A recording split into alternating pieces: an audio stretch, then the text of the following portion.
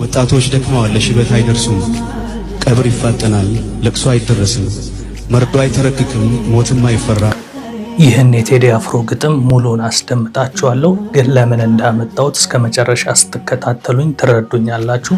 መቼም ስለዚህ ልጅ ዛሬ ላይ ሰምታችኋል ብዬ አስባለሁ። ሶሻል ሚዲያው ሁሉ ስለሷ እያወራ ነው። በኦሮምኛ ቋንቋ የተለያዩ ቪዲዮዎችን በመስራት የምትታወቅ ብዙ ተከታዮች አሏት። በቲክቶክ ከ800 ሺህ በላይ፣ በፌስቡክ ደግሞ ከ290 ሺህ በላይ ተከታይ ያላት እህታችን ናት። ግን ታዲያ ዛሬ ላይ በፌስቡክ ገጿ ላይ ቻው ይቺ ምድር ብላ በኦሮምኛ ጽፋ ነበረ። እንዲሁም ደግሞ በቪዲዮም ጭምር እዚህ ምድር ላይ ያላት ቆይታ እንዳበቃለትና ካሁን በኋላ መኖር እንደማትፈልግ የሚያሳይ ቪዲዮ ቀርጻ ያለችውን በተግባር አድርገው ራሷን እንዳጠፋች ነው የተመለከትነው። ታዲያ ይሄንን ቴክስቷን እና ቪዲዮዋን በሶሻል ሚዲያ ካጋራች በኋላ በጣም ብዙ አድናቂዎች ስለነበሯት ደንግጠው ወደ እሷ ቤት እዚህ ቪዲዮ ላይ እንደመለከቱት ለማዳንም ምን ሆና ነው የሚለውን ነገር ለማጣራትም ብዙዎች ቤቷ ሄደው ነበር። ነገር ግን ቤቷ ሲደርሱ ሞታ ነው ያገኟትና በጣም የሚያሳዝን ነገር ነው።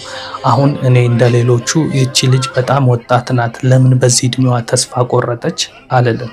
ምክንያቱም አሁን ላይ ያለንበት ዘመን ላይ ማለት ነው ብዙዎቻችን ስንታይ ደስተኛ እንመስላለን። በጥርሳችን ብዙ ነገራችንን ሸፍነን ያለን እንጂ አብዛኛው ሰው እንደሚታየው አይነት ደስተኛ ህይወትን እየኖረ አይደለም። ለዛም ማሳያ ደግሞ ይህቺ ልጅ አንዷ ናት። ምክንያቱም ከትላንት ወዲያ ላይ እዚህ ጋር እንደምታዩት በፈገግታ ደስተኛ መስላ መዝሙር ምናምን እየዘመረች ቪዲዮዎች ስትለቅ ነበርና ይሄንን ቪዲዮዋን ለተመለከተ ሰው ዛሬ ላይ እንዲህ አይነት ነገር ታደርጋለች ብሎ ማንም አያስብም። ቀደምም ብሎ እንግዲህ የምትሰራቸው ቪዲዮዎች የካፕል ኮንቴንቶች አሉ። ከባለቤቷ ጋር የተለያዩ ቪዲዮዎችን የምታጋራ ሴት ናትና እንዲህ አይነት ነገር ትወስናለች በራሷ ላይ ብሎ ማንም አይገምትም። እና ለዛ ነው የሳቀ ደስተኛ የመሰለ ሁሉ ደስተኛ ነው ማለት አይቻልም ያልኳችሁና ይህች ልጅ ይህንን ውሳኔ እንድትወስን ያደረጋት ከባድ የሆነ የራሷ ሪዝን ይኖራል። ዛሬ ላይ ሰዎች የተለያዩ መላምንት ይሰጣሉ። አንዳንዶች ኮሜንት ላይ በሚሰጣት ሀሳብ ምናምን ተነሳስታ ነውና ኔጌቲቭ ኮሜንቶች የምትሰጡ ሰዎች እንዲያታድርጉ ምናምን እቺ ልጅ እንዲህ ልናደርጋት ቻለን የሚሉ ሰዎች አሉ።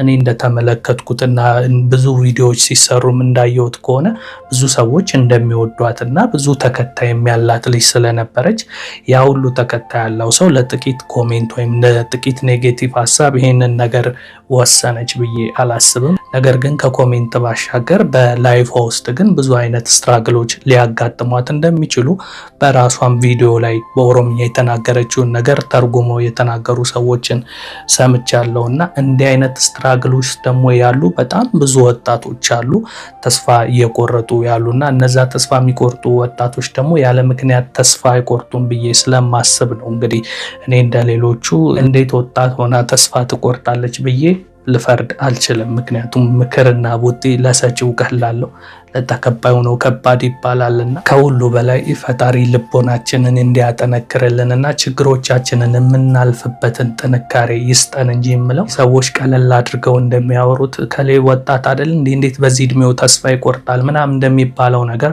ሁሉም ነገር ቀላል አይደለም። ምክንያቱም ማንም ሰው ቢሆን በቀላሉ ራሱን ለማጥፋት ሌቭል ላይ አይደርስም። በቃ ከአቅሙ በላይ የሆነ ማንኛውም መንገድ ሰው ያልተረዳው አይነት ችግር ውስጥ ካልሆነ በስተቀር ማንም ጨክኖ ራሱ ላይ እርምጃ አይወስድም። እዛ ሌቭል ላይ ግን ከደረሰ ያ ሰው ማንም ያልተረዳው ከባድ አይነት ስሜት ውስጥ እንደነበረ እኔ በግሌ እረዳለሁና ሰዎች ቀለል አድርገው እንደሚያወሩት እኔ ቀለል አድርጌ ላወራው አልችልም። ለማንኛውም የእህታችንን ነፍስ ፈጣሪ በገነት ያኑረው እያልኩኝ አሁን ስላለንበት ጊዜና ዘመን ግን በጣም ብሪፍ በሆነ መንገድና የምናያቸው ነገሮች ሁሉ ወዴት እያመሩ እንዳለ እንደ ትንቢትም አይነት ነገር አድርጌ ነው የምቆጥረው ይሄንን ግጥም። እኔ እንደ ዝም ብሎ አይነትም ግጥም አላየውም ይሄንን ግጥም። ምክንያቱም ወጣቶች ደክመዋል፣ ለሽበት አይደርሱም ያለበት አንዱ ስንኝ ደግሞ ይህችን እህታችንንና እንደሱ ያሉ ብዙ ወጣቶችን በተመሳሳይ አይነት መንገድ ያጣንባቸውን ነገሮች ስመለከት የግጥሙ ሀሳብ የእህታችንን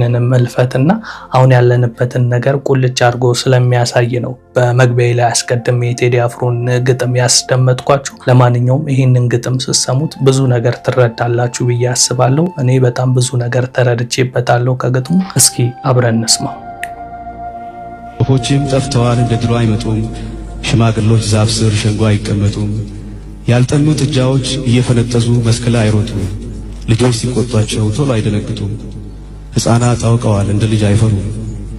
በሳት ዙሪያ ከበው ተረት አያወሩም። ከዕለታት አንድ ቀን አይባልም ቀረ ያልኖረውን ዕድሜ ልጅም እየኖረ። ወንዞችም ደርቀዋል እያሉ አይፈሱም። ወጣቶች ደክመዋል ለሽበት አይደርሱም። ክረምትና በጋም ተናፍቀው አይመጡም። ቀኖቹ ሮጠዋል ምንም ጊዜ አይሰጡም። እየገሰገሰ እንዲህ እየጋለበ ጊዜ በቀን ፈረስ ዘመን ቢያስስም በዓመት ባል ቀን እንኳን ዓመት ባል አይደርስም። አሁን እንደ ድሮ አሁን ያለ አይመስልም። ቀብር ይፋጠናል ለቅሶ አይደረስም። መርዶ አይተረክክም ሞትም አይፈራ። በሰርግ ቤት እንኳን አይሞቅም ጭፈራ። ላደራ የሚበቃ ሰው አንሷል ባገሩ። ጎረቤት አይመጣም ጠንክሯል አጥሩ። እናቶች በፍቅር ቡና አይጠጣጡም። ምን አገባኝ ያሉ የሰው ልጅ አይቀጡም። ሁሉም ነገር ቢኖር በቃ ምንም የለም። ጥም አይቆርጥም ውሃ አይማርክም ከለም። ገበታ ላይ ያለም እህል ቆርሶ ይዞ መተክስ አያጣም። ይሰከራል ቶሎ በወግ አይጠጣም። በቃ ደስታ የለም በቃ ምንም የለም። ምኞትም ተመኘ የድሮውን ነገር ጠቅሎ ሄደና አገር ከራሱ አገር። አብሮ መብላት ቀርቶ ፍቅር የጠፋለት ደስታም ይጨክናል ተስፋም ይጨፍናል። የፊቱ አይታይም ባሁን ይደፈናል። መልኩ አይናገርም ተፈጥሮም ዝም ይላል። ሙሉ ሕይወት የለም ሁሉም ባዶ ይላል።